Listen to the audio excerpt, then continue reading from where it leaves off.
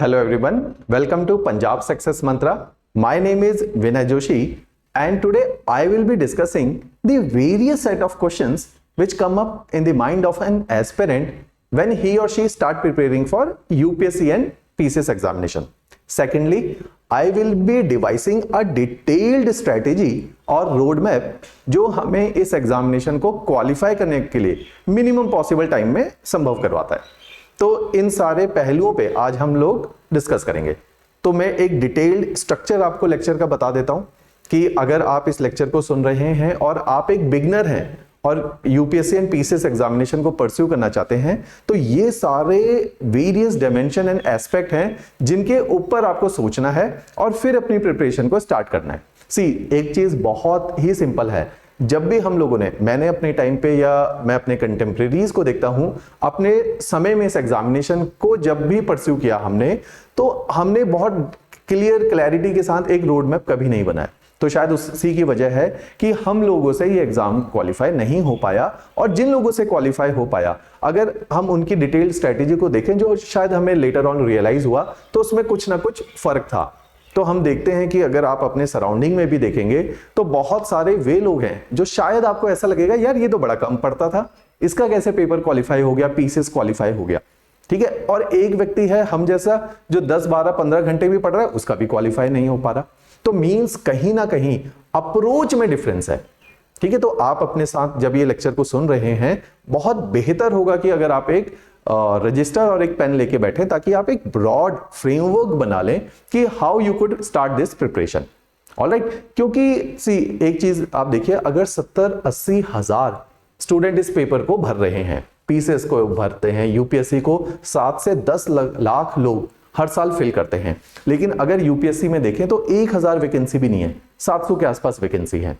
अगर पीसीएस में देखें 70,000 लोग भरते हैं और 100 से 150 वैकेंसी निकलती है, तो 0.1% का सक्सेस रेट है। सेम गोज फॉर यूपीएससी, 0.01% का पीसीएस में है, तकरीबन यूपीएससी में भी 0.01% का ही सक्सेस रेट है। तो इसका क्या मतलब है कि इस पेपर में आपके डिस्क्वालीफाई होने की संभावनाएं बहुत ज्यादा है, 99.9% आपके डिस्क्वालिफिकेशन की संभावना है। तो हम जैसे जो मैंने या हमारे कंटेम्प्रेरीज ने ये गलतियां करी कि जब इस पेपर को अप्रोच किया तो हमने ये नहीं सोचा कि ये डेटा, ये फिगर्स किसी ने शेयर नहीं की हमसे। तो मैं ये इसलिए आपसे शेयर कर रहा हूं ताकि आप एक अवेयर्ड एस्पिरेंट की फॉर्मेट में अपनी इस तैयारी को परस्यू करें। ऑलराइट, तो अब हमने क्या करना है, मैं कुछ सेट ऑफ क्वेश्चंस है मैं यहां लिख भी देता हूं और आप भी अपने रजिस्टर के ऊपर लिख सकते हैं कि अगर हमने इस प्रिपरेशन को स्टार्ट करना है तो सबसे पहले हमारे मन में एक सवाल उठना चाहिए कि क्या हमने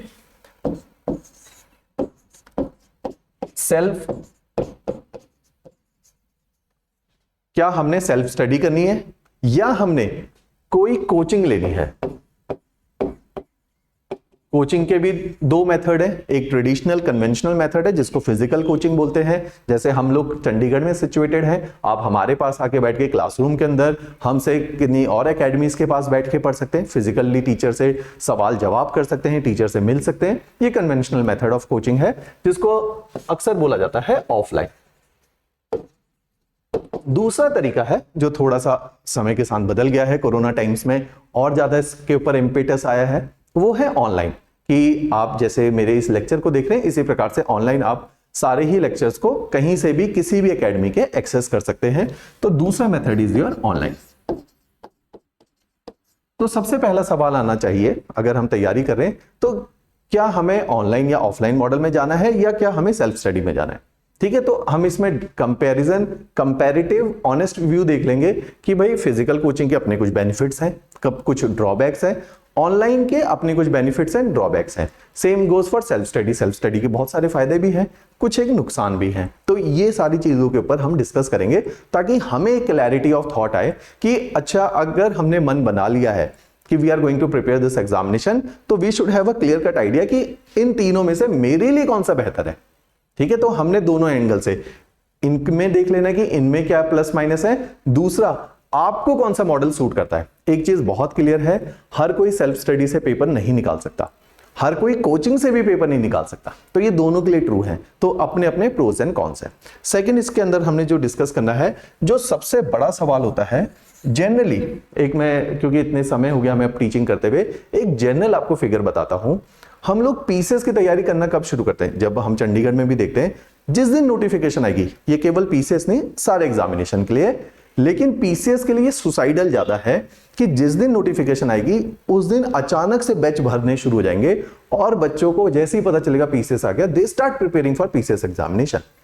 ऐसे बच्चों का कभी भी मैंने क्लियर होते हुए नहीं देखा मिनिमम पीसीएस को क्वालिफाई करने के लिए। ये इसके पीछे क्या प्रूफ है या क्या डेटा है? अभी हम सीरीज ऑफ टॉपर्स के इंटरव्यूज डालेंगे इन दी नेक्स्ट 1 मंथ, जिसमें हम ये बताएंगे हर टॉपर की अपनी एक जर्नी थी। हमारी अंडरस्टैंडिंग में, इतने सालों की अंडरस्टैंडिंग में और उन सबको देखते हुए मिनिमम जो ड्यूरेशन हमने देखा है 2 से 3 साल लगते हैं किसी को भी पीसीएस क्वालिफाई करने में या यूपीएससी क्वालिफाई करने में। अब क्योंकि मैं चेंजिंग ट्रेंड के ऊपर भी बात करूंगा कि with the passage of time PCS का जो पूरा का पूरा पोर्शन है वो यूपीएससी के साथ ओवरलैप करने लगे in terms of its syllabus and in terms of कि how they are asking the question both in prelims. जैसे लास्ट ईयर का जो प्रीलिम्स एग्जामिनेशन था पीसीएस का, एक गुगली बॉल उन्होंने डाली और पूरा यूपीएससी को रेप्लिकेट करने की कोशिश करी। मेंस पहले ही यूपीएससी की लाइन ऑफ थॉट में चला गया था, अब स्टैंडर्ड मेंस के सवालों का भी अच्छा आ चुका है। तो मींस की यूपीएससी और पीसीएस की प्रिपरेशन अब सिंक हो सकती है। दूसरी बात कि अगर हम देखते हैं कि यूपीएससी और पीसीएस की प्रिपरेशन सिंक हो सकती है तो why not to prepare them simultaneously, since PCS की अगर हम फ्रीक्वेंसी देखें तो तकरीबन 3 से 4 साल, 2 से अब 4 साल की रेंज आ रही है कि पीसीएस 3 साल के आसपास में कंडक्ट हो जाता है, लेकिन यूपीएससी हर साल कंडक्ट होता है। तो हमारे लिए फेवरेबल क्या है कि जब भी हम तैयारी करें तो we should always go for UPSC and PCS simultaneously. दोनों में एक बहुत छोटा सा डिफरेंस है, दैट इज यूपीएससी में एक ऑप्शनल सब्जेक्ट हमको पढ़ना पड़ता है, पीसीएस में केवल जनरल स्टडीज है। तो एक ये माइनर सा डिफरेंस है, ठीक है। तो हमें पीसीएस और यूपीएससी को साथ परस्यू किया जा सकता है। तीसरा सवाल जो हमारे जहन में आना चाहिए जब भी हम प्रिपरेशन स्टार्ट करते हैं कि व्हेन टू स्टार्ट, जो अभी मैंने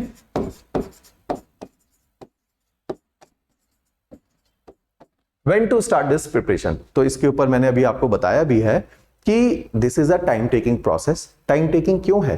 क्योंकि अगर आप इसके पैटर्न को एनालाइज करें तो एक प्रीलिम्स का एग्जाम है, एक मेंस का एग्जाम है, फिर इंटरव्यू का पेपर है, तो ये प्रोसेस अपने आप में तकरीबन 7 से 8 महीने का होता है।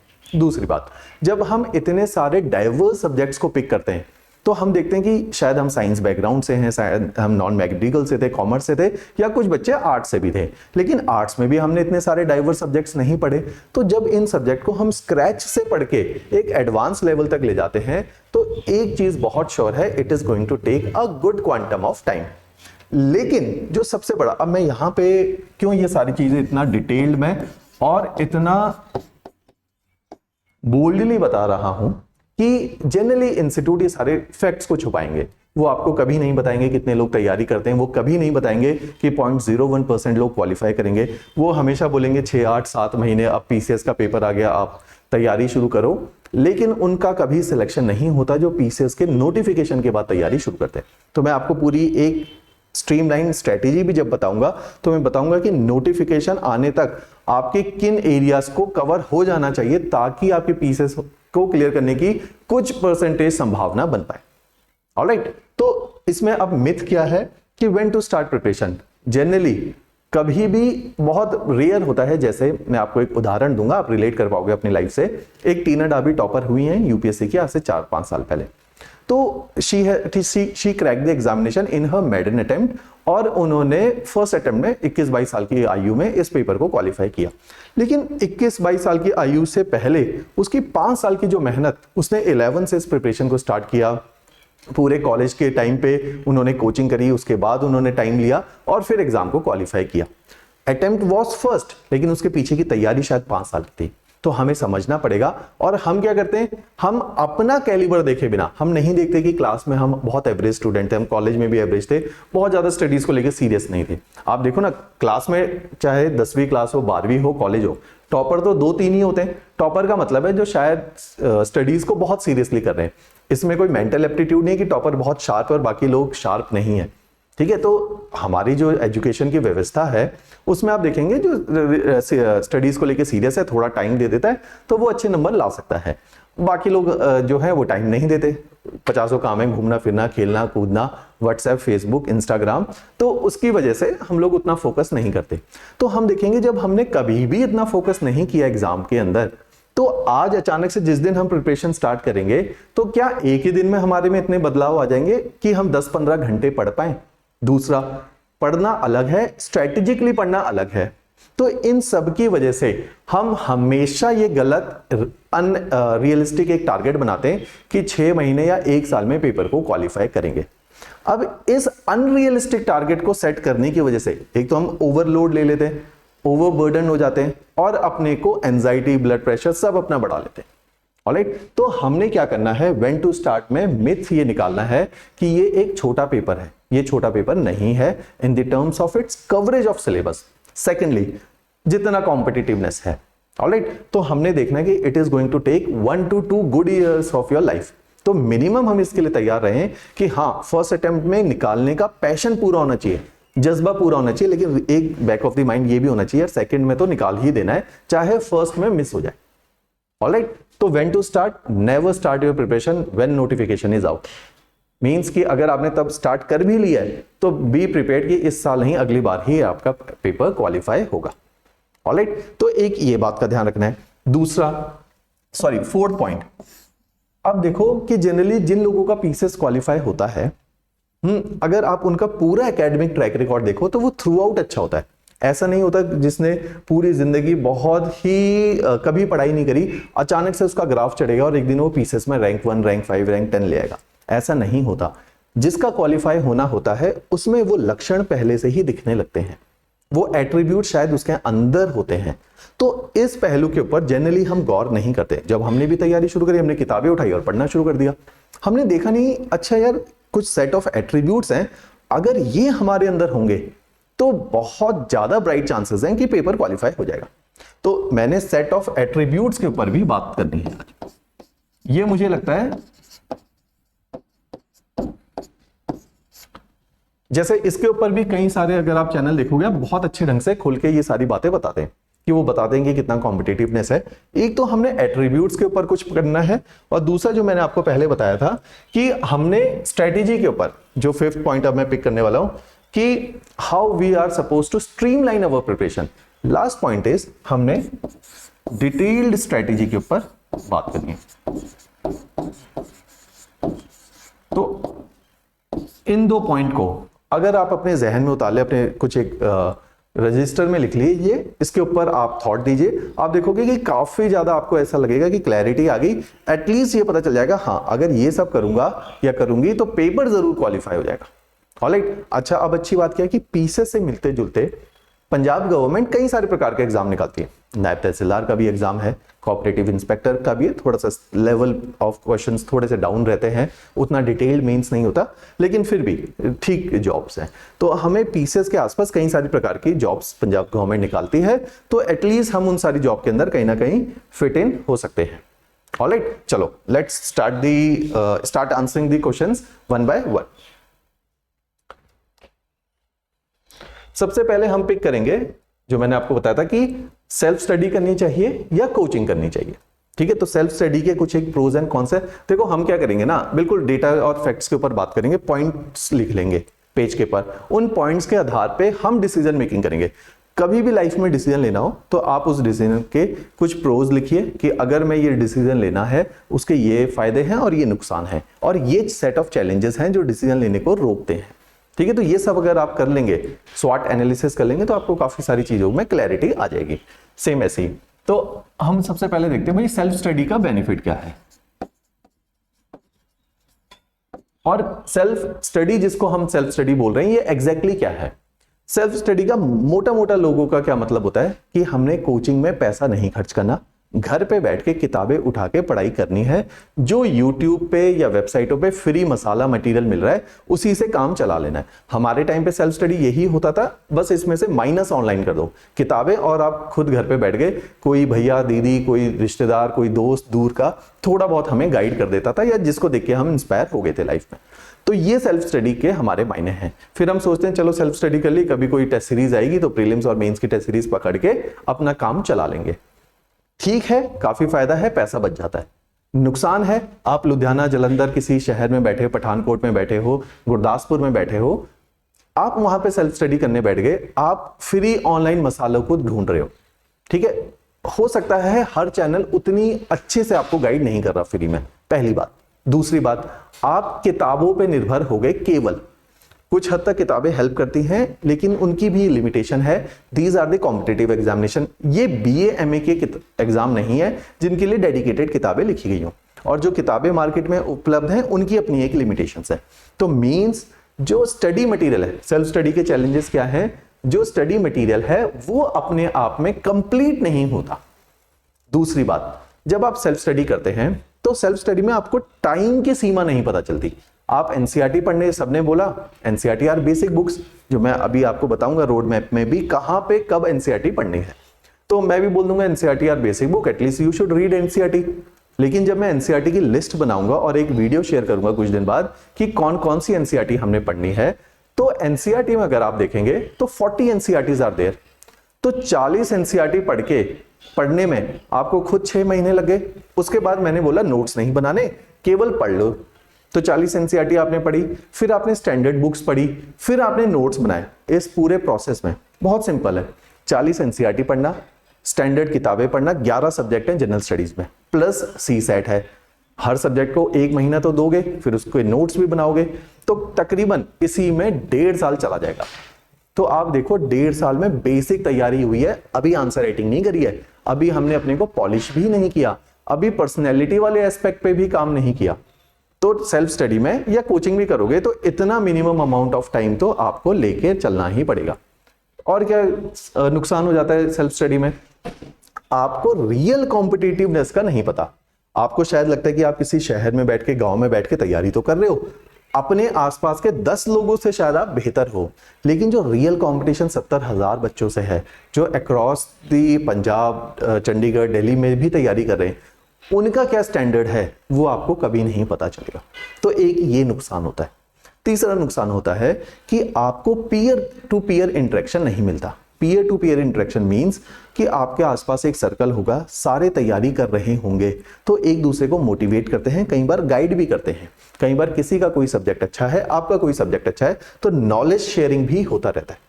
डिस्कशन करने के लिए एक मैच्योर लोग चलते हैं। इस तैयारी में क्या होता है कि जैसे जैसे हमारी ये तैयारी शुरू हो जाती है, आपका मैच्योरिटी लेवल चेंज हो जाता है, आपका थॉट प्रोसेस चेंज होता है।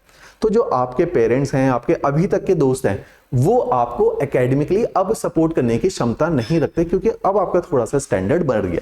और एक चीज को हमेशा ध्यान रखना, जब भी ये तैयारी शुरू करोगे 3 महीने बाद आपको पुराने दोस्त पीछे छूटना शुरू हो जाएंगे, सर्कल चेंज होना शुरू हो जाएगा। ऑलराइट, तो इस चीज का आपने ध्यान रखना है। तो इसकी वजह से सेल्फ स्टडी में हमको ये सारी चीजों का नहीं आइडिया आ पाता कि किससे हमने बात करनी है, कौन सा हमारा इनफॉर्मल ग्रुप बनेगा। फोर्थ इसमें ड्रॉबैक होता है, आपको मेंटोर नहीं है, कोई टीचर नहीं है, कोई आपको गाइड नहीं कर रहा। तो शायद एक गलत किताब पढ़ना आपको 1 महीने की कॉस्टिंग ला सकता था, या उस किताब को भी कैसे पढ़ना है वो टाइम को बचा सकता था। सबको पता है एनसीईआरटी पढ़नी है, एनसीईआरटी में से कौन सा चैप्टर इंपॉर्टेंट है पेपर्स पर्सपेक्टिव के लिए, ये यूनिवर्सिटी के एग्जाम नहीं है, these are the competitive examination. यहां पे सटीक पढ़ने का गेम ज्यादा है, कम पढ़ो लेकिन सही दिशा में पढ़ो।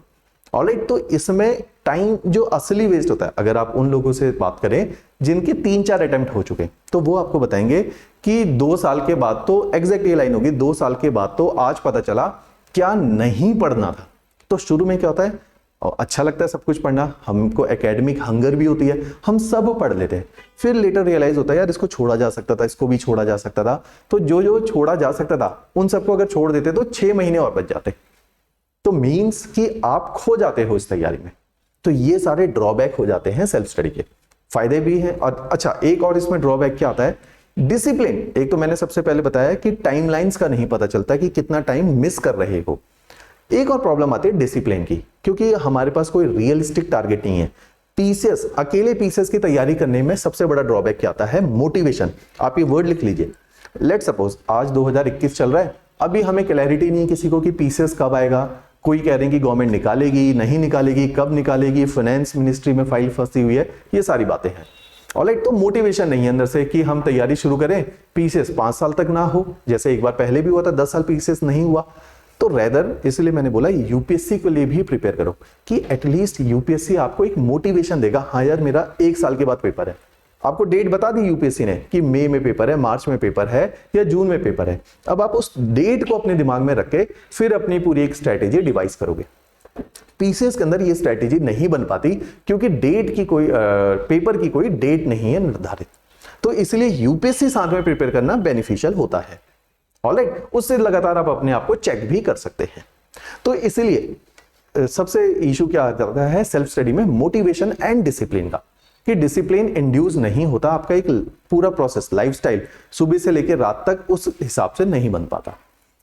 इसके फायदे भी हैं कि जो लोग हैं, कुछ लोग हैं जिनको लगता है यार classes are waste of time, उनको सेल्फ स्टडी ज्यादा बेहतर है। तो ऐसे बहुत सारे स्टूडेंट होते हैं, पंजाब यूनिवर्सिटी में भी पढ़ते हैं, सेल्फ स्टडी करते हैं और सेल्फ स्टडी से पेपर को क्वालिफाई भी किया है। लेकिन आप ये मान के चलिए, सेल्फ स्टडी करने वाले का जो सेल्फ स्टडी करते बहुत ज्यादा है, सेल्फ स्टडी से क्लियर करने वाले लोग बस इतने से ही हैं, करते इतने सारे लोग हैं। और वो इतने से क्यों हैं? क्योंकि इनके अंदर वो सारी खास बात थी जो अभी मैंने ड्रॉबैक्स बताए। इनके अंदर बचपन से डिसिप्लिन, तो टॉपर रहे शुरू से, इनको पता है नो नॉनसेंस एटीट्यूड है मेरा, मैंने चुपचाप सुबह 6 बजे उठ के किताबें पढ़ना चालू करना है और मैं स्ट्रेटेजी बनाने में माहिर हूं क्योंकि मैंने कैट को क्वालिफाई किया है, पैक से इंजीनियरिंग करी है, आईआईटी से करी है, एनआईटी जालंधर से करी है। तो इनको पता है स्ट्रेटेजी क्या होती है। ये लगातार स्ट्रेटेजी बनाते आए हैं। 12वीं क्लास में भी इन्होंने कॉम्पिटिटिव एग्जाम को क्वालिफाई किया, डॉक्टर बने या कोई भी अच्छे कॉलेज में एडमिशन पाई है। तो मींस ये डिसिप्लिन है, ये स्ट्रेटेजिक है। ये बच्चा सेल्फ स्टडी करे तो पेपर निकालने की संभावनाएं ज्यादा होती है। जो क्लास में जनरली 2 या 3 ही बच्चे होते हैं, चाहे 10वीं 12वीं या कॉलेज, मेरे जैसे 99 बच्चे होते हैं एवरेज। 2 ही टाइप के बच्चे होते हैं, एक तो ये वाले बच्चे हैं जो बहुत प्लान्ड है, जो डिसिप्लिन है, और दूसरे होते हैं मेरे जैसे एवरेज, जिनको शायद उतनी ज्यादा पढ़ने की भी मोटिवेशन नहीं है, इनको शायद वो भी नहीं है कि इतना सारा डिसिप्लिन है लाइफ में, ये स्ट्रेटेजी बहुत अच्छी डिवाइस नहीं कर सकते। ये लोग सेल्फ स्टडी ना करें। वो इसलिए मैं नहीं बोल रहा कि हम लोगों ने कोर्स बेचना है, अभी हम बहुत लंबे समय तक यूट्यूब पे फ्री ऑफ कॉस्ट ही रहने वाले हैं, इन फ्यूचर चाहे जो मर्जी करें। लेकिन ये इसलिए नहीं है क्योंकि ये रियलिस्टिक है, आप इससे रिलेट कर पाएंगे कि ऐसे व्यक्ति को सेल्फ स्टडी मरवा सकती है अगर वो ये सारी चीजें अपने अंदर इंड्यूस ना करे, और जनरली नहीं होती है, जो मेरा एक्सपीरियंस है। ऑलराइट, तो दूसरी तरफ हम आते हैं कि कोचिंग के क्या बेनिफिट है। तो यहां पे जो मैंने ड्रॉबैक बताया वो शायद चाहे ऑनलाइन है या ऑफलाइन, ये दोनों बेनिफिट हैं कि आपको एक टीचर है जो पढ़ा रहा है, उसका एक एक्सपीरियंस है, चाहे वो हिस्ट्री पढ़ा रहा है, पॉलिटी पढ़ा रहा है, वो अपने एक्सपीरियंस शेयर करेगा। भाई पॉलिटी में इस प्रकार के सवाल आते हैं, ये लक्ष्मीकांत किताब है, मैंने जो सेट ऑफ थ्योरीज पढ़ा दी हैं या मेरे जो लेक्चर्स हैं वो लक्ष्मीकांत से एक स्टेप आगे है, उसमें मेंस भी है, Laxmikanth is for prelims only. ठीक है, तो इस तरह से हर टीचर अपना एक्सपीरियंस आपके साथ शेयर करेगा, अपना नॉलेज शेयर करेगा। तो टीचर आपको एकेडमिक नॉलेज भी देगा, कोई भी सब्जेक्ट का टीचर हो, साथ में आपको अपना 8-10 साल का स्ट्रगल एक्सपीरियंस शेयर करेगा, जो आप अदरवाइज 10 साल एक्सपीरियंस करके सीखते, उससे चुटकी भर टाइम में सीख गए। तो ये बेनिफिट भी है। दूसरा है डिसिप्लिन आ जाता है, आपकी सुबह क्लास लग रही है, शाम को क्लास लग रही है, फिर टेस्ट होने हैं, क्लास टेस्ट होने हैं, डाउट रेजोल्यूशन है, ये भी बेनिफिट है। तीसरा बेनिफिट है आपको पीयर ग्रुप मिलेगा, आप जिस भी क्लास में बैठे हो आपके साथ और 4-5 लोग होंगे, लाइक माइंडेड लोगों का ग्रुप बन जाता है 1-1.5 महीने में, फिर वो अपनी तैयारी एक दूसरे के सहारे ही चला के आगे चल जाते हैं। तो ये सारे बेनिफिट भी है। नुकसान क्या है कि पैसे बहुत कॉस्टली है, 1-1.5 लाख रुपए की कोचिंग है, चंडीगढ़ में है या तो दिल्ली में अच्छी कोचिंग है, तो यहाँ पे आते हैं तो इनका पैसा लगता है, रहने का, पीजी का पैसा है। 2 साल अगर आप रुकोगे तो 10,000 महीने के हिसाब से 2.5 लाख रुपए आपकी लिविंग कॉस्ट, 1-1.5 लाख की आपकी कोचिंग, फिर किताबें, कपड़े, तो 5-5.5 लाख का बजट होता है। ये बस इसमें एक पैसे का है। ऑलराइट, दूसरा होता है कि चंडीगढ़ में आके बहुत कम लोग सक्सेसफुल होते हैं, बाकी जो है गेड़िया मार के चले जाते हैं। तो ये एक ड्रॉबैक है। तो ये सेल्फ स्टडी और कोचिंग के अंदर ड्रॉबैक और कुछ उसके चैलेंजेस एंड पॉजिटिव बातें हैं। ऑनलाइन में अगर हम देखें कोचिंग के अंदर, ऑनलाइन में बेनिफिट क्या है कि अगर जैसे इस प्रकार का बच्चा जिसको लगता है यार 5 lakh is a waste of money, क्यों नहीं मैं घर पे बैठ के क्लास ही तो लगानी है, घर पे बैठ के क्लास लगा देता हूं। एक टेलीग्राम ग्रुप हर इंस्टीट्यूट होगा, वो टेलीग्राम व्हाट्सएप कोई ना कोई बैच का ग्रुप बना देगा, उसके अंदर नॉलेज शेयरिंग होती है, लोगों की आपस में दोस्तियां हो जाती हैं, एक दूसरे के साथ इंटरेक्शन हो जाता है, तो इस तरह से भी हो जाता है। तो इसमें पैसा भी बचेगा, नो नॉनसेंस है, आप घर बैठे भी तैयारी कर सकते हो। तो ये सारे बेनिफिट हैं ऑनलाइन एंड ऑफलाइन कोचिंग के। ऑलराइट, सेकंड क्वेश्चन कि अब हमें तैयारी कब करनी चाहिए। तो जैसा मैंने आपको पहले बताया कि the movement you made up your mind कि मैं बना ही पीसेस या यूपीएससी क्वालिफाई करने के लिए हूं, या मैं बनी ही पीसेस यूपीएससी क्वालिफाई करने के लिए हूं, मैं प्राइवेट जॉब के लिए नहीं बनी, या मैं कॉर्पोरेट जॉब या कनाडा नहीं जाना, तो गो फॉर दीज एग्जामिनेशन, वो आपका निर्णय होगा। Once you have taken the decision has to be very very firm, और फिर उसको होल्ड करके आपने इस तैयारी में घुस जाना है। ऑलराइट, तो ये बहुत रिक्वायर्ड है। तो when to start means at least minimum you are going to take 1 to 1.5 good years, minimum side पे बताया मैंने। ऑलराइट, क्यों? क्योंकि मैंने आपको डेटा बताया है 70,000 लोग इस पेपर को लिखेंगे और मात्र 70 से 150 जो वैकेंसी की वेरिएशन है उतने ही लोग क्वालिफाई करेंगे, तो it is going to take a good quantum of time.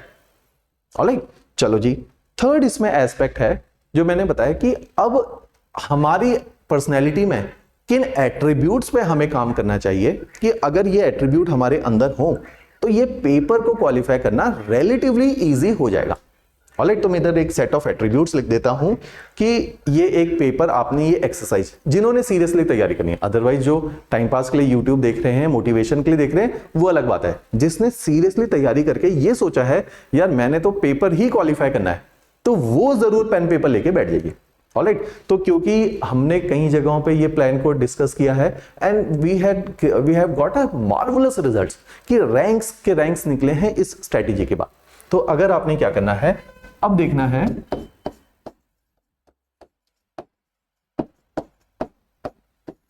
कि these are the set of attributes which are required to clear this examination।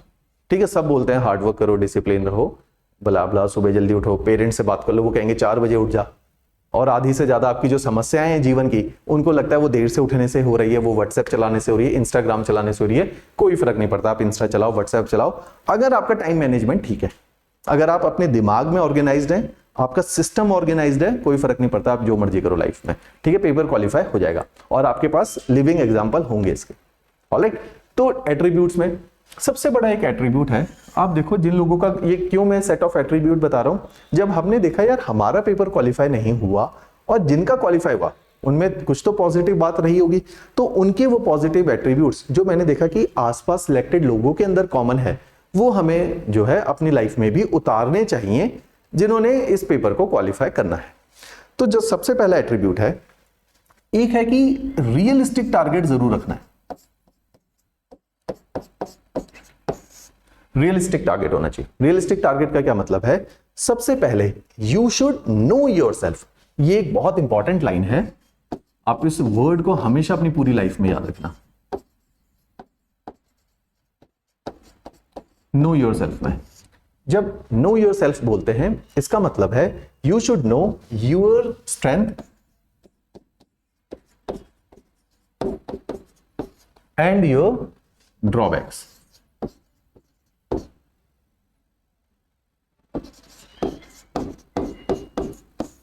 तो ये आपको बहुत क्लैरिटी होनी चाहिए अपने बारे में। ये जितनी ज्यादा क्लैरिटी होगी उतना ज्यादा आप अपने अंदर बदलाव ला सकते हैं।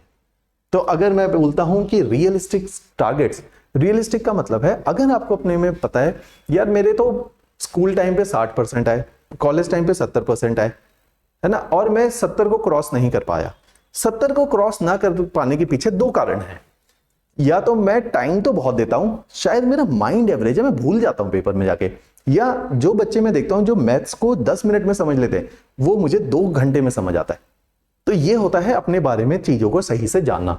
तो मैं बाय ब्रेन, बाय इंटेलेक्ट एक एवरेज स्टूडेंट हूं, लेकिन मेरा पॉजिटिव ये है बीइंग एन एवरेज, मैं क्लास के टॉप 3 में भी आता हूं। क्यों? क्योंकि मैं उस एवरेज को ओवरकम करता हूं 12 घंटे पढ़ के। तो ये होता है अपने आप को ठीक से जानना कि मैं एवरेज हूं, लेकिन मैं टाइम को कॉम्पनसेट करके अपने को आगे ले जाऊंगा लाइफ में। एक है जिसको पता है यार मैं बहुत शार्प हूं, मैं 10 मिनट भी पढ़ूंगा वो दो औरों के 10 घंटे के बराबर है, वो 10 मिनट ही पढ़ेगा और आप देखना पेपर को क्वालिफाई किया ऐसे लोगों ने। ठीक है, तो अपने को अगर आप ठीक से जानते हैं तो यहां वो हेल्प आउट कर जाएगा। तो रियलिस्टिक टारगेट का मतलब है कि आप 1 साल में इस पेपर को क्वालिफाई करेंगे, 2 साल में करेंगे या 3 साल में करेंगे, वो बहुत क्लियर होना चाहिए। जैसे मैं आपको एक एग्जांपल देता हूं, मेरी एक स्टूडेंट है Shikha, she has got selected in Himachal और पूरी सेल्फ स्टडी है। Very very poor family, very very poor family, बिल्कुल चैलेंजेस जो होते हैं जो आप मोटिवेशनल स्टोरीज में देखते हैं उस तरह का परिवार, और धर्मशाला में बैठ के सेल्फ स्टडी से 24 साल की एज में उसने एसडीएम रैंक 4 आया है उसका इसी साल। अब वो कैसे आया, जब मैंने उससे फोन पे बात करी, मैं कहा शिखा अगर तू एसडीएम नहीं बनती तो तू क्या बनती? कहती सर मेरे को एक लाइफ में बहुत क्लैरिटी थी, मैं एसडीएम ही बनती चाहे 10 साल में बनती। 35 एज लिमिट होती है स्टेट में। कहती मैंने 22 साल से तैयारी शुरू कर दी थी बीए करते ही, और मैं बिल्कुल श्योर थी कि मैं एसडीएम ही बनूंगी। तो इस तरह की अपने बारे में क्लैरिटी, और वो कहती मैं बाई ब्रेन एवरेज हूं, लेकिन मुझे पता है मैं हार्ड वर्किंग बहुत ज्यादा हूं। तो वो 15-15 घंटे भी पढ़ती थी। तो इस तरह से हम अपने को अगर ठीक से जाने तो हम एक रियलिस्टिक टारगेट सेट करते हैं। जो लोग शार्प हैं by brain not by academics, percentage भूल जाओ अपनी पुरानी। अब आपको लगता है यार मेरा ब्रेन ठीक है, मेरी मेमोरी ठीक है, याद भी हो जाता है, समझ भी लेता हूं, आप रखो 1 साल का टारगेट, 7 महीने का भी रखोगे तो क्या पता अचीव कर लो। ऑलराइट, तो इस तरह से अपने को जानना तो means realistic target according to your potential and strength, according to your potential एक रियलिस्टिक टारगेट को सेट करो। दूसरा काम फिर आपने क्या करना है, आपने देखना है इस पेपर को अप्रोच करते वक्त मेरे को अपनी लाइफ के अंदर बहुत डिसिप्लिन्ड रहना है। डिसिप्लिन की मैं परिभाषा सिंपल बता देता हूं। हम इस वर्ड को बोलते तो बहुत है लेकिन कभी सोचते नहीं है डिसिप्लिन्ड का क्या मतलब है। डिसिप्लिन का मतलब है अगर आपने अपने हिसाब से एक टाइम टेबल बना लिया, आपने बनाया मैं 6 से 7 अखबार पढ़ूंगा, 6 से 7 अखबार पढ़ूंगी, 7 से 8 में ब्रेकफास्ट लूंगी, उसके बाद मैंने अपने नेक्स्ट सब्जेक्ट को टाइम देना है, फिर नेक्स्ट सब्जेक्ट को टाइम देना है। Means if you can adhere to your time table तो मींस आप लाइफ में डिसिप्लिन हो। तो अगर टाइम टेबल पे स्टिक भी रहना है, कौन सी चीजें हैं, अब ध्यान से सुना, कौन सी वो बातें हैं जो आपको टाइम टेबल से हिलाती हैं, कौन से वो आकर्षण हैं जो आपको ड्रिफ्ट करते हैं टाइम टेबल से। सबसे पहला घूमना फिरना, मस्ती, मोबाइल, इंस्टाग्राम, फेसबुक, व्हाट्सएप, ये है जो आपके टाइम को किल करते हैं, डिस्ट्रैक्ट करते हैं। तो आपने देखना है आपको टाइम टेबल से डिस्ट्रैक्ट करने वाली चीजें कौन सी। ये मैं बहुत पर्सनलाइज्ड प्लान है, ये मैं आपको रोड में बता रहा हूं, आपने अपना प्लान इसमें से खुद निकाला है। आपने देखना यार टाइम टेबल तो मैं, डिसिप्लिन तो पूरा बहुत बढ़िया है, चाहे नंबर मेरी पूरी लाइफ 70 आए हो लेकिन डिसिप्लिन है मेरे अंदर। अगर मैंने ठान लिया कि 10 घंटे पढ़ना है तो मजाल है 10 घंटे से पहले मैं उठ जाऊं, तो मींस ये होता है डिसिप्लिन। तो मींस आप डिस्ट्रैक्ट तो नहीं होते। तो डिस्ट्रैक्शन के अलग अलग मॉडल है। कोई डिस्ट्रैक्ट होता है टेक्नोलॉजी, किसी को जैसे वीडियो गेमिंग की आदत हो जाती है तो वो पूरे टाइम वीडियो गेम खेलते हैं तैयारी को छोड़ के। किसी को गेड़ियां मारने की आदत है, टाइम फोड़ने की आदत है, गाड़ी में बाइक में घूमना फिरना पसंद है, उनकी डिस्ट्रैक्शन डिफरेंट है। आपने अपनी डिस्ट्रैक्शन को पहचानना है, उससे बचना है, उसके ऊपर ही काम करना है। ये कब पता चलेगा? रोज रात को सोते वक्त अपना टाइम टेबल देखो, जो टाइम टेबल बनाया था वो फॉलो हुआ या नहीं हुआ। अगर वो नहीं हो रहा और क्यों नहीं हो रहा, आपने उसके बदले क्या किया था, आपको अपनी नेचर ऑफ डिस्ट्रैक्शन पता चलेगी। तो उससे आपको पता चल जाएगा यार कहां पे टाइम मैं खराब कर रहा हूं या कर रही। तो इस तरह से आप अपने डिसिप्लिन के ऊपर काम कीजिए। जब आप डिसिप्लिन के ऊपर काम करेंगे, फिर थर्ड आता है स्ट्रेटेजी। मैं आपको बताऊंगा कि आपकी क्या स्ट्रेटेजी हो सकती है। इसमें पर्सनलाइजेशन का पूरा स्कोप है, आप अपने हिसाब से इसको कस्टमाइज कर सकते हैं। मैं एक ब्रॉड सी मैपिंग बता दूंगा आपको कि किस तरह से आप इस फ्रेमवर्क के अंदर अपनी स्ट्रेटेजी को डिवाइस कर सकते हैं। ऑलराइट, तो ये सारी चीजें हैं जो आप अपनी स्ट्रेंथ लिखिए, फिर अपने एक पेज में वीकनेसेस लिखिए, उससे आपको पता चल जाएगा हाँ ये सारी चीजें हैं जो मेरे को तैयारी से दूर रह जाती है। तो आपकी लाइफ में डिसिप्लिन होना चाहिए। हार्ड वर्किंग डिसिप्लिन का एक एट्रीब्यूट है, मैं लिख नहीं रहा।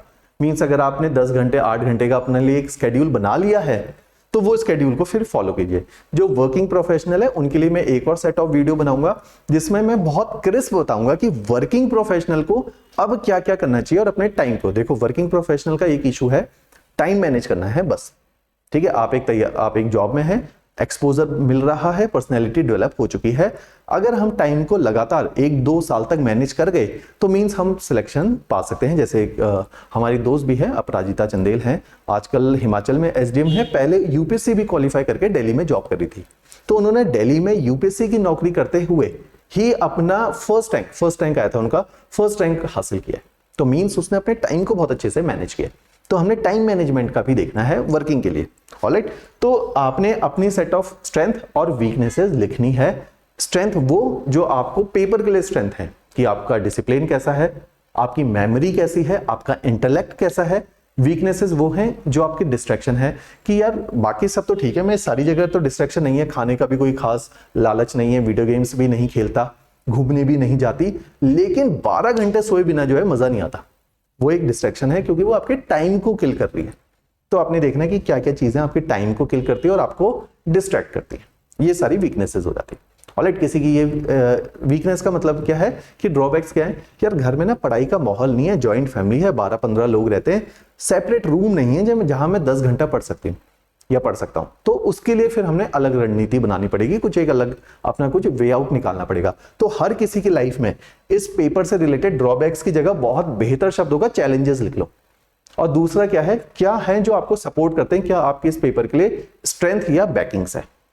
ऑलराइट, इसके ऊपर जरूर काम करना है, ये सबसे काम का है। अगर यहां पे आपका खोखलापन है तो मेक श्योर कि आपका पेपर क्वालिफाई हो भी गया तो 4-5 साल से पहले नहीं होता। वैसे तो बहुत रेयर चांस होते हैं कि इसके बिना पेपर क्वालिफाई हो जाए। अगर हो भी गया तो you are going to take a good amount of time. Alright, चलो coming to the last part of the lecture, जिसमें मैंने डिटेल्ड स्ट्रेटेजी बतानी है बिगिनर्स के लिए भी, चाहे सेल्फ स्टडी करो चाहे कोचिंग करो, ये पूरी रूपरेखा दोनों के लिए वैलिड है। तो अब हम देखते हैं कि डिटेल्ड रोड मैप क्या हो सकता है। इस पूरी प्रिपरेशन को जैसे कि मैंने बताया हमें स्ट्रेटेजिकली अप्रोच करना है, रैंडम हैपहैजर्ड नहीं जा सकते। जैसे इसके मैं 2 एग्जांपल आपको लाइफ में कोट करूंगा, इन 2 एग्जांपल को हमेशा याद रखना। रूल ऑफ डायरेक्शन जैसे मैंने आपको बताया है, स्ट्रेटेजी का मतलब है कि आपको डायरेक्शन पता होनी चाहिए तैयारी करने की। तो डायरेक्शन का क्या मतलब है, जैसे ना लेट सपोज एक बहुत सिंपल सा केस लेते हैं। एक 100 मीटर की रेस होती है, उसमें एक व्यक्ति है जो सबसे फास्टेस्ट है, उसको कोई नहीं हरा सकता और सबको पता है, लेकिन उसको ना डायरेक्शन का ज्ञान नहीं है। जैसे ही विसल ब्लो हुई सब इस दिशा में भाग रहे हैं जहां भागना था, वो सबसे तेज भाग रहा है लेकिन उल्टी दिशा में, वो भी कभी नहीं फर्स्ट आएगा। मींस कि अगर पेपर को क्वालिफाई करना है, एफर्ट्स और डायरेक्शन हमेशा मैच होनी चाहिए। इसको समझिए, एफर्ट्स एंड डायरेक्शन। जैसे मैंने आपको एग्जांपल दिया, सेल्फ स्टडी में जनरली ये गलती हो जाती है, कोचिंग में जाके भी गलती होती है। अब ये बताओ कि 70,000 में से 40,000 बच्चा तो कोचिंग करता होगा, उस 40,000 में से रैंक तो फिर भी 100-150 का आता है, बाकियों का तो नहीं आ रहा ना। तो इसका मतलब उनके कहीं ना कहीं डायरेक्शन में कमी थी या एफर्ट में कमी थी। कोई है कि नॉन सीरियस है, चंडीगढ़ बस घूमने आए हैं, अलग ऑब्जेक्टिव है। कोई बहुत सीरियस है लेकिन फिर भी नहीं हुआ, जैसे हम लोग हैं, बहुत एफर्ट मारे फिर भी क्वालिफाई नहीं हुआ, डायरेक्शन में कमी है। तो डायरेक्शन का होना बहुत जरूरी है। तो डायरेक्शन आपको क्या करेगी, मेक श्योर करेगी कि आप इस पेपर को क्वालिफाई करने की प्रोबेबिलिटी अपनी बढ़ा सकें। डायरेक्शन का क्या मतलब है, the way we create a strategic road map for ourselves, this is the role of direction. तो अब डायरेक्शन में हमने क्या करना है, इस पूरे पेपर को मैं 3 स्टेजेस में डिवाइड कर रहा हूं। इन 3 स्टेजेस के तहत आप अपने लिए थोड़ा सा टाइम आगे पीछे हो सकता है, क्योंकि कोई वर्किंग प्रोफेशनल है वो 1 घंटा पढ़ेगा, कोई फुल टाइम तैयारी कर रहा है वो 8 घंटा पढ़ेगा। एक हमारा स्टूडेंट है इस साल पीसीएस भी सेकंड टाइम उसका पीसीएस में रैंक आया, दिलप्रीत, वो पैक में पढ़ता था, उसने पैक के टाइम पे ही तैयारी शुरू कर दी और है ना, जैसे ही पैक से पास आउट और फर्स्ट अटेम्प्ट में पीसीएस क्वालिफाई कर गया, रैंक 12, ठीक है, वर्किंग एज अ तहसीलदार इन जलंधर। अब सेकंड टाइम उसने क्वालिफाई किया, अगेन रैंक 6 या 7th रैंक आ गई सेकंड अटेम्प्ट में। तो मींस टाइमली क्वालिफाई कर रहा है पेपर को, क्यों, डायरेक्शन है, एफर्ट्स बहुत अच्छे मारे हुए और टाइम से तैयारी शुरू कर दी है। कॉलेज टाइम के 2-3 साल उसको पता था लगेंगे, तो उसने पहले ही क्वालिफाई कर लिया और इस साल यूपीएससी का इंटरव्यू भी देने चला गया। तो मींस कि good amount of time is being taken by him, और वो पैक का है, वो क्रीम है, brain wise, intellect wise, memory wise, answer writing बहुत अच्छी है, फिर भी 3 साल तो लगे ही हैं, और जैसे ही पहला अटेम्प्ट आया उसने क्वालिफाई कर लिया। ऑलराइट, तो हमने देखना है एफर्ट एंड डायरेक्शन का मैच होना बहुत जरूरी है। तो इसीलिए हमने मल्टीपल 3 स्टेजेस में इस पूरी प्रिपरेशन को ब्रेक डाउन किया है। फर्स्ट स्टेज का आप प्लीज नाम लिखिए। फर्स्ट स्टेज इज, जिसको मैं स्टेज 1 बोलता हूं, जो कोचिंग कर रहे हैं उनके लिए भी वैलिड है, जो कोचिंग कर चुके हैं उनके लिए भी वैलिड है, क्योंकि कभी भी इतने डिटेल में स्ट्रेटेजी नहीं बनाई होगी। तो स्टेज 1 को बोला जाता है basic understanding. Just right it down, basic understanding.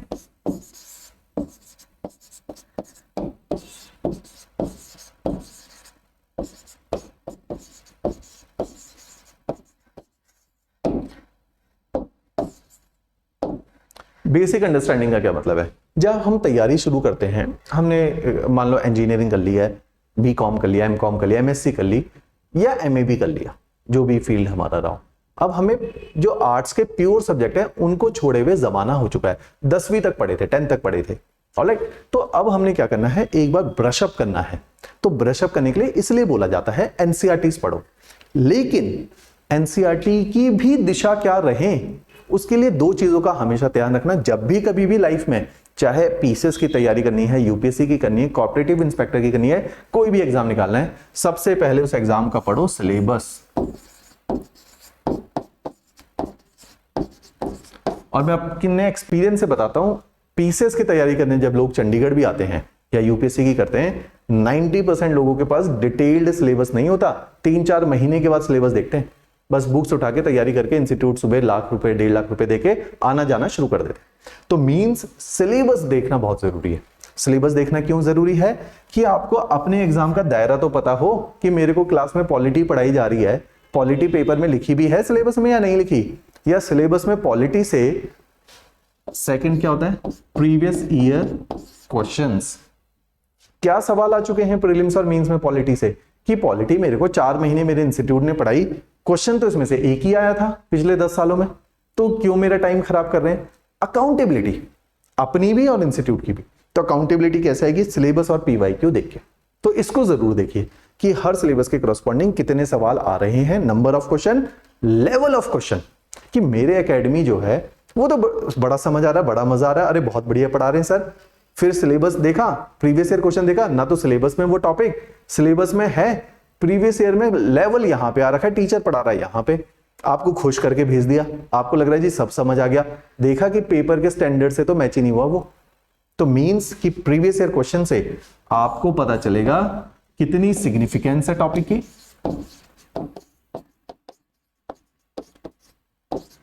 और दूसरा लेवल स्टैंडर्ड पता चलेगा टॉपिक के। ये जरूरी है, ये अकाउंटेबिलिटी लाएगा आपकी भी और इंस्टीट्यूट की भी। तो मींस सिलेबस और पीवाईक्यू हमेशा देखो। अब देख लिया, अब क्या है कि सिलेबस हाँ मोटा मोटा पता चल गया, अच्छा हिस्ट्री में एंशिएंट भी आता है, मेडाइवल भी आता है, पंजाब के प्रीलिम्स में तो वर्ल्ड हिस्ट्री आती है, यूपीएससी में नहीं आती, तो ये हमें सिलेबस देख के पता चल गया। पेपर के स्टैंड क्वेश्चन में क्या फर्क है, लास्ट ईयर जैसे चेंजिंग ट्रेंड में अगर हम देखें, अभी जो पीसीएस 2020 में कंडक्ट हुआ, तो उसमें हमने 2021 में जो कंडक्ट हुआ उसमें हमने देखा कि जो है टफ था पेपर पीसीएस का, यूपीएससी जैसा था। इसका मतलब अब यूपीएससी और पीसीएस की तैयारी अलग नहीं है, एक ही तैयारी है, उसी से पीसीएस क्वालिफाई होगा। जितने भी स्टूडेंट हैं, जो हमारे दोस्त भी हैं, जो हमारे स्टूडेंट भी हैं जिन्होंने इस पेपर को क्वालिफाई किया, वो सारे ही यूपीएससी वाले थे और उन्होंने पीसीएस जैसी आया भरा और निकाल दिया। ऑलराइट, तो इसलिए इन दोनों तैयारी को सिंक्रोनाइज किया जा सकता है और करना भी चाहिए। ऑलराइट, तो first stage is basic understanding, जिसमें आपने सिलेबस और पीवाईक्यू देखा। दूसरी बात, पीवाईक्यू देखिए शायद आपको उतना ज्यादा गहराई का ना पता चले, आपको सिग्निफिकेंस तो पता चल गई नंबर ऑफ क्वेश्चन से, गहराई नहीं पता चली कि ज्योग्राफी डेप्थ में पूछी कि सुपरफिशियल पूछिए, क्योंकि ज्योग्राफी आपको नहीं आती। लेकिन धीरे धीरे, आज नहीं तो 6 महीने बाद तो आएगी। अब आपने पढ़नी है class 6 to 12 NCERTs, 6 to 12 subjects. हम एक एनसीईआरटी का डिटेल्ड वीडियो बनाएंगे, which NCERT are suppose to be red.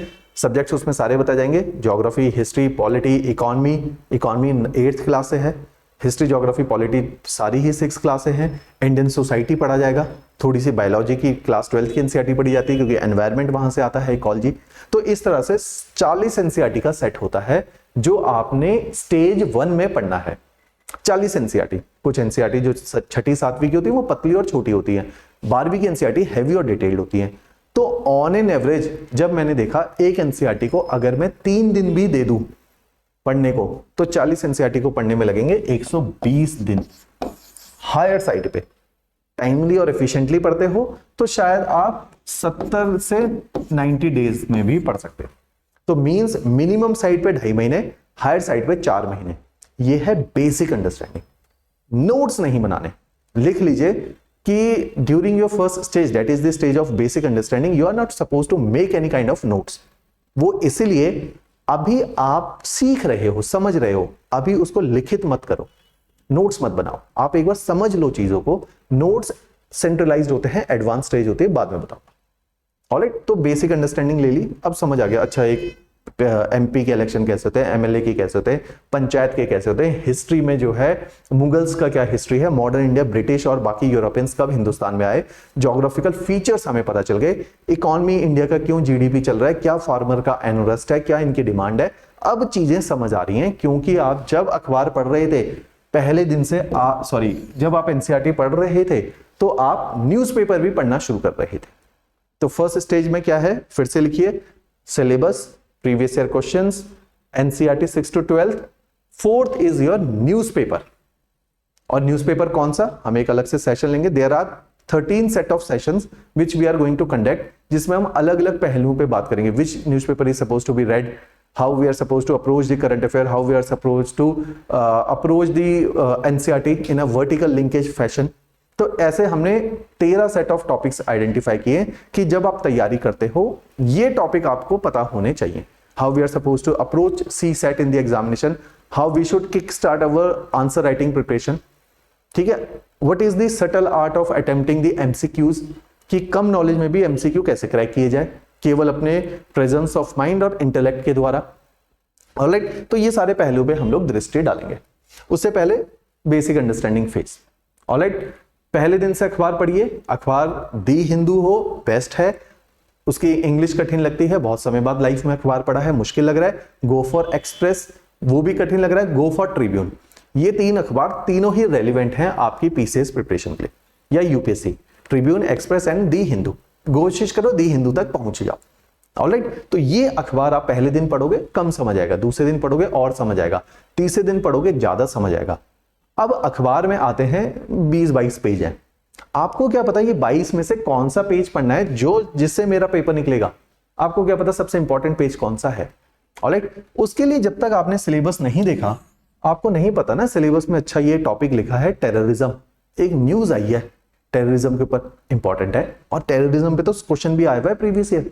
तो प्रीवियस ईयर क्वेश्चन और सिलेबस याद रखो, previous year questions and syllabus आपको न्यूज़पेपर पढ़ना सिखाते हैं कि न्यूज़पेपर को कैसे अप्रोच करना है, कौन सी न्यूज को छोड़ना है, कौन सी न्यूज को पढ़ना है, वो वहीं से आपको पता चलेगा। ऑलराइट, तो this was all about your stage 1। Now moving to the very second stage, जिसको मैं बोलता हूं advance learning stage. Stage 2 is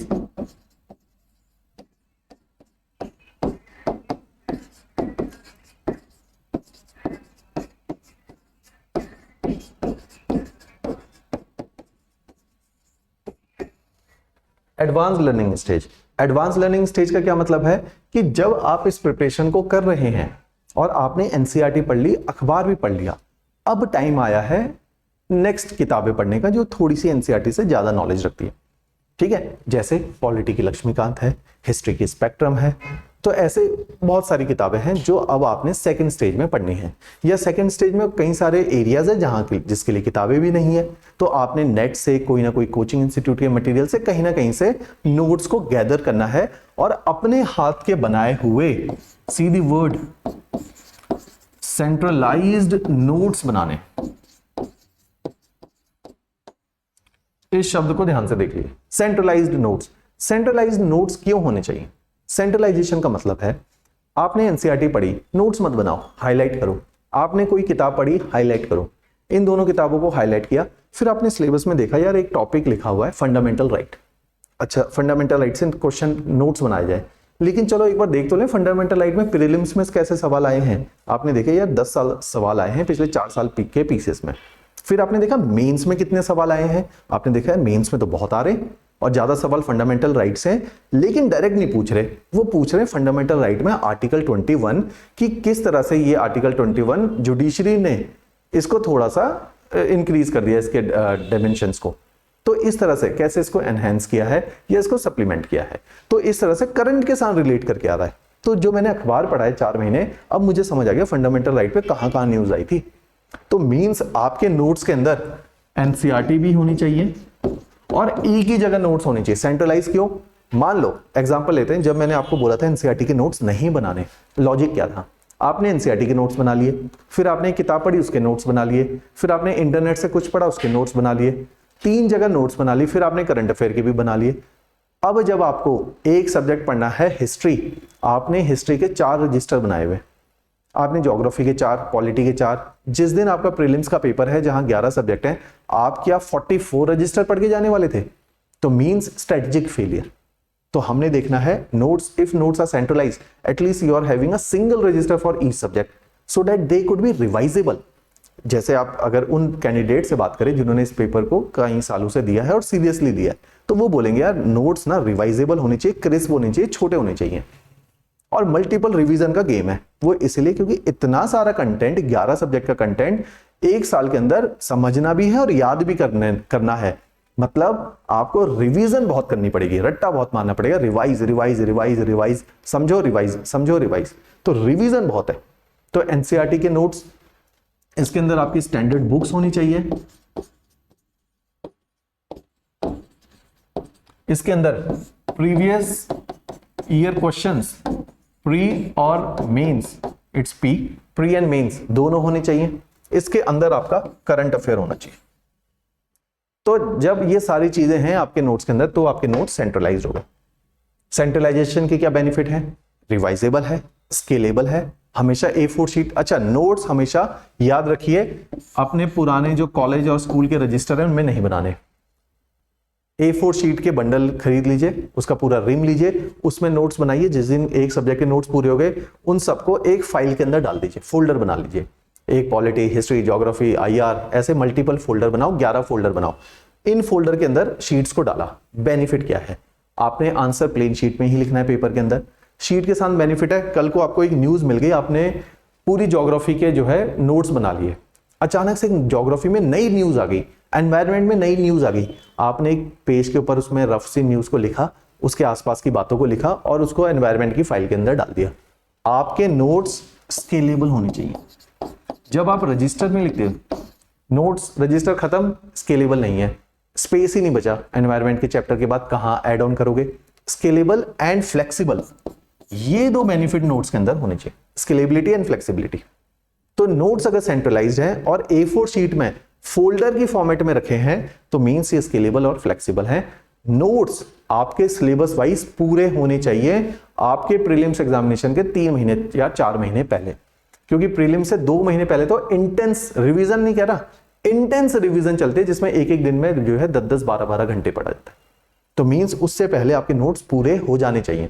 तो इसलिए जब तक आपकी नोटिफिकेशन आए, एटलीस्ट आपकी एडवांस लर्निंग स्टेज, जिसका टाइम मैंने 6 से 7 महीने मिनिमम है, ये मैक्सिमम नहीं है, मिनिमम 6-7 महीने, मैक्सिमम 1 साल के अंदर तक ये खत्म हो जाना चाहिए। जिस दिन नोटिफिकेशन आई उस दिन इंटेंस रिवीजन में चले जाओ। तो इसलिए जो व्हेन टू स्टार्ट प्रिपरेशन है उनके चांसेस ब्राइट होंगे, ऑलराइट, जिन्होंने ये ऑलरेडी किया होगा। मैं आपको ना एक बहुत छोटा सा लॉजिक देता हूं, आपको समझ आएगा। इस साल मान लो 150 वैकेंसी थी, लेकिन जब इंटरव्यू दिया, इंटरव्यू तो 500 लोगों ने दिया, उसमें से 350 लोग क्वालिफाई नहीं कर पाए और 150 लोग क्वालिफाई कर गए। इन 150 में से भी एसडीएम थे 25-20, बाकी के 130 लोग एसडीएम नहीं बने। लोगों को चाम होता है एसडीएम और डीएसपी बनने का। ये जो 130 लोग हैं जो एसडीएम नहीं बने, ये दोबारा पेपर देंगे। ये 350 लोग जो इंटरव्यू तो देकर आए थे, इंटरव्यू को क्रैक नहीं कर पाए, लेकिन मेंस और प्रीलिम्स के बहुत बड़े महारथी हैं। इन लोगों से आपका कंपटीशन है 350। उसके बाद भी और टफ कंपटीशन देने के लिए तैयार है 130 लोग जो एसडीएम और डीएसपी नहीं बन पाए। तो मींस आज आपने तैयारी शुरू करी, आप 70,000 बच्चों के 70,000वें रैंक पे खड़े हो आज। वहां से आपको इन सबको पीछे करके आगे आना है। तो मींस नोटिफिकेशन तक आपका ये पूरा कंप्लीट हो जाना चाहिए, क्योंकि ये तो कंप्लीट करके बैठे हैं, इन्होंने तो रैंक भी निकाली है और इंटरव्यू भी दिया है, तो ये तो प्रिपेयर्ड है, ये तो वेट कर रहे हैं नोटिफिकेशन की। असली कंपटीशन इनके साथ है। इनके भी बात, कंपटीशन सुन लो। देखो कंपटीशन की लेयर्स बता दी मैंने। सबसे पहले रैंक होल्डर्स, चलो let's take a next page. Competition में देखें सबसे पहले होते हैं रैंक होल्डर्स, जिनसे कंपटीशन फेस होता है। सेकंड होता है जिन्होंने इंटरव्यू फेस किया है, इनसे कंपटीशन है। थर्ड लेवल पे कंपटीशन किससे है? जिसने मींस लिखा है। प्रीलिम्स तो क्वालिफाई हो गया, प्रीलिम्स का तो ये खिलाड़ी है, इसने मेंस लिखा है, थोड़े से नंबर से मिस हो गया, इस बार ये इंप्रूवमेंट कर रहा होगा जब तक नोटिफिकेशन नहीं आई। ये है असली कॉम्पिटिटर। आपने रास्ता बनाना है आज तैयारी शुरू करके इनके ऊपर। इसीलिए ये टाइम टेकिंग प्रोसेस है, जो मैं बार बार बोल रहा हूं कि time taking in the terms of पढ़ना भी पड़ता है और कंपीट भी करना पड़ता है, इसीलिए बहुत टाइम लग जाता है। ऑलराइट, तो second stage is the advance learning stage, जिसमें आप नोट्स बनाओगे हर टॉपिक के ऊपर। Third stage is your assessment, self assessment. अब आप अपनी तैयारी का लेवल देखोगे कि जो मैंने एक साल तक एनसीईआरटी और एडवांस लर्निंग कर लिया है, मैं कहां पे आज खड़ा हूं या खड़ी हूं। सबसे पहले असेसमेंट करो अपनी। कैसे? पिछले साल के सारे previous year questions prelims and mains के आपको आने चाहिए। पहली असेसमेंट आपको आते हैं, हाँ जी तैयारी मींस सही करी है मैंने। दूसरी बात, किसी भी जगह की, कोई भी इंस्टीट्यूट, कोई भी एकेडमी की एक टेस्ट सीरीज पकड़ लो, एक प्रीलिम्स और मेंस की, तो उससे अपनी असेसमेंट देखो कि आप कहां स्टैंड करते हो, क्या स्कोर आता है, प्रीलिम्स निकाल रहे हो नहीं निकाल रहे हो, मेंस में कितने नंबर आते हैं, इंप्रूव करो। ये होती है असेसमेंट एंड इंप्रूवमेंट। अपने को देखो आप कहां पे खड़े हो और कहां तक जा सकते हो। तो इस तरीके से अगर हम अपनी तैयारी को मैंने इस आज के दो इंपॉर्टेंट थे एस्पेक्ट, एक what are the attributes a civil servant should have, secondly कि how we are suppose to devise a detailed strategy कि हम इस पेपर को मिनिमम पॉसिबल टाइम के अंदर क्रैक कर पाए और एक क्लैरिटी ऑफ थॉट के साथ क्रैक कर पाए। तो ये आज के मेन हमारे पहलू थे। इससे भी पहले जो हमने डिस्कस किया, जो मैंने आपको फर्स्ट स्लाइड में लिखा भी था, कि किस तरीके से जब हम तैयारी शुरू करते हैं तो we should have the clarity of thought. Self study करनी है, ऑफलाइन कोचिंग करनी है या ऑनलाइन करनी है, मैं किस प्रकार का व्यक्ति हूं, वो कैसे होगा, जो मैंने आपको बताया कि आप अपनी सेल्फ एक बार आपने इंट्रोस्पेक्शन करना है, अपनी स्ट्रेंथ और वीकनेसेस लिखनी है, उसके आधार पे आपके ये सारे डिसीजन आएंगे कि सबसे पहला which model I should go for, self study online या ऑफलाइन। सेकेंडली, जब मैं जाऊं तो एकेडमिकली मेरे को चाहे इंस्टीट्यूट जाना है, इस रोड मैप के साथ जाना है। बस ये रोड मैप इंस्टीट्यूट जाने में थोड़ा फास्ट फॉरवर्ड हो जाता है।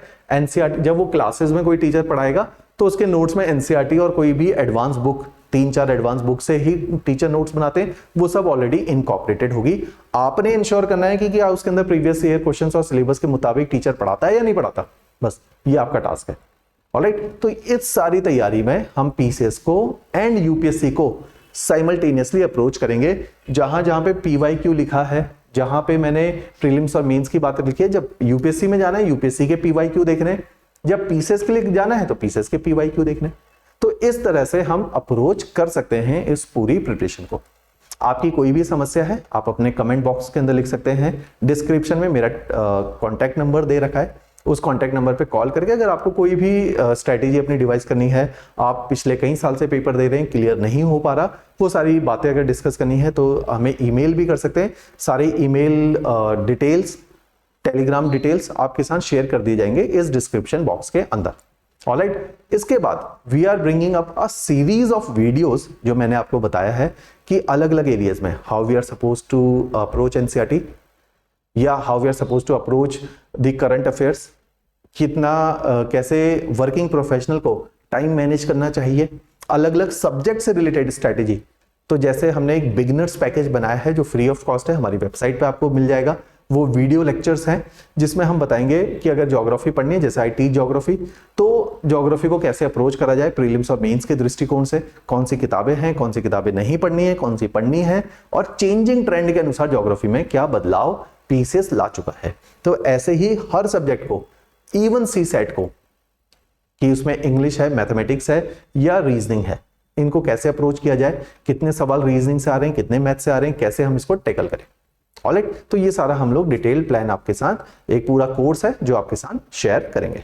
ऑलराइट, चलो, thanks a lot and best wishes from my and.